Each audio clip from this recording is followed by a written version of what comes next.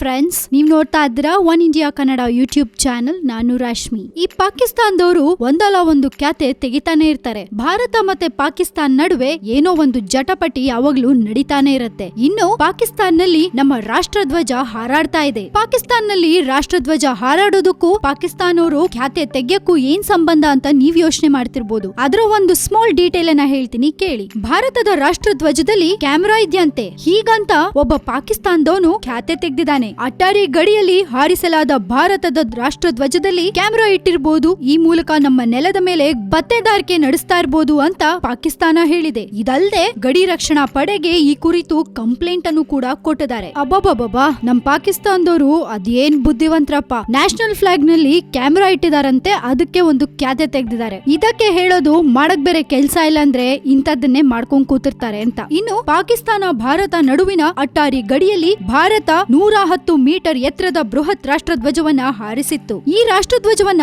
ಪಾಕಿಸ್ತಾನದಿಂದಲೂ ನೋಡಬಹುದು. 24 ಮೀಟರ್ ಅಗಲದ ಈ ರಾಷ್ಟ್ರಧ್ವಜವನ್ನ ಪಾಕಿಸ್ತಾನದ ಮೇಲೆ ಪತ್ತೆದಾರಿಕೆ ನಡೆಸೋಕೆ ಸ್ಥಾಪಿಸಲಾಗಿದೆ ಅಂತ ಪಾಕಿಸ್ತಾನ ಈಗ ಖ್ಯಾತೆ ತೆಗೆದಿದೆ. ಇದಲ್ಲದೆ ಗಡಿ ರಕ್ಷಣಾ ಪಡೆಗೆ ಈ ಕುರಿತು ಕಂಪ್ಲೇಂಟ್ ಅನ್ನು ಕೊಟ್ಟು ನಮ್ಮ ನ್ಯಾಷನಲ್ ಫ್ಲಾಗ್ ಅಲ್ಲಿ ಕ್ಯಾಮೆರಾ ಇಟ್ಟಿದ್ದಾರೆ, ಇದು ನಮ್ಮ ರಕ್ಷಣೆಗೆ ತೊಂದರೆ ತಂದೊಡ್ಡಿದೆ ಅಂತ ಹೇಳಿದ್ದಾರೆ. ಆದ್ರೆ ಪಾಕಿಸ್ತಾನದವರು ಮಾಡಿರೋ ಈ ಕಂಪ್ಲೇಂಟ್ ಗೆ ನಮ್ ಭಾರತದವರು ಬಿದ್ದು ನಕ್ಕಿದ್ದಾರೆ. ಅಲ್ಲದೆ ಇಂಥ ಅಸಂಬದ್ಧ ಮಾತುಗಳು ಇದೇನ್ ಮಕ್ಕಳಾಟ ಕೆಟ್ಟೋಯ್ತಾ ಅಂತ ಆರೋಪ ಮಾಡಿದ್ದಾರೆ. ನಮ್ಮ ನ್ಯಾಷನಲ್ ಫ್ಲಾಗ್ ಅನ್ನ ಅಲ್ಲಿ ಹಾರಿಸೋದು ನಮ್ಗೆ ಹೆಮ್ಮೆಯಾಗಿದೆ. ನಾವು ಯಾವುದೇ ನಿಯಮಗಳನ್ನ ಉಲ್ಲಂಘಿಸಿಲ್ಲ ಅಂತ ಭಾರತ ಪಾಕಿಸ್ತಾನಕ್ಕೆ ಆವಾಜ್ ಹಾಕಿದೆ. ಧ್ವಜ ಗಡಿಯಿಂದ 200 ಮೀಟರ್ ದೂರದಲ್ಲಿದೆ. ಸಾಕಷ್ಟು ದೂರದಲ್ಲೇ ಇರೋದ್ರಿಂದ ಯಾವುದೇ ಕಾನೂನು ಹಾಗೂ ನಿಯಮಗಳನ್ನ ಉಲ್ಲಂಘಿಸಿಲ್ಲ ಅಂತ ಭಾರತದ ಅಧಿಕಾರಿಗಳು ಪಾಕಿಸ್ತಾನಕ್ಕೆ ಸ್ಪಷ್ಟಪಡಿಸಿದೆ. ಇದಕ್ಕೆ ಹೇಳಿದ್ದು ಪಾಕಿಸ್ತಾನದವರು ನಮ್ಮ ಭಾರತದ ಮೇಲೆ ಏನೋ ಒಂದು ಖ್ಯಾತೆ ತೆಗಿತಾನೆ ಇರ್ತಾರೆ ಅಂತ. ಅಲ್ಲ, ನಾವ್ ನಿಜವಾಗ್ಲೂ ಪಾಕಿಸ್ತಾನದ ಮೇಲೆ ಪತ್ತೆದಾರಿಕೆ ಮಾಡ್ಬೇಕು ಅಂದ್ರೆ ಫ್ಲಾಗ್ ನಲ್ಲೇ ಕ್ಯಾಮೆರಾ ಇಡ್ಬೇಕಾ? ನಮ್ಗೆ